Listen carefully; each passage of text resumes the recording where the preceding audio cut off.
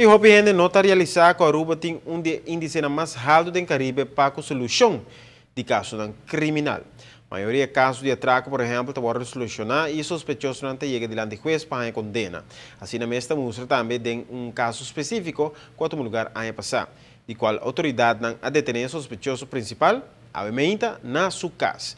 A equipe de recherche está trabalhando especificamente em caso de atraco, conhecido na comunidade como Atraco Team, vai junto com um colega do time de visão do projeto, num caso situado na Piedra Plata.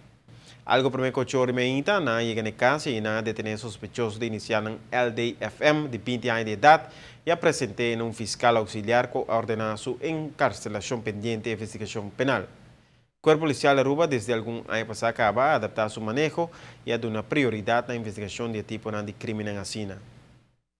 A reforçar a equipe da Polícia Adicional, que está investigar o caso aqui de forma profissional, tático e usando estratégia moderna e sofisticada. Está chegando sospechoso para apresentar diante da corte para receber castigo pelo crime cometido. O Corpo Policial de Aruba está segurando a comunidade que vários equipes de recherche estão trabalhando 24 horas para dia, 7 dias para semana, para solucionar todo o caso pendente sem distinguir entre isso grande ou chiquito. É verdade que o caso grande está pondo pressão na organização, mas na final está chegando a solução de todo o caso.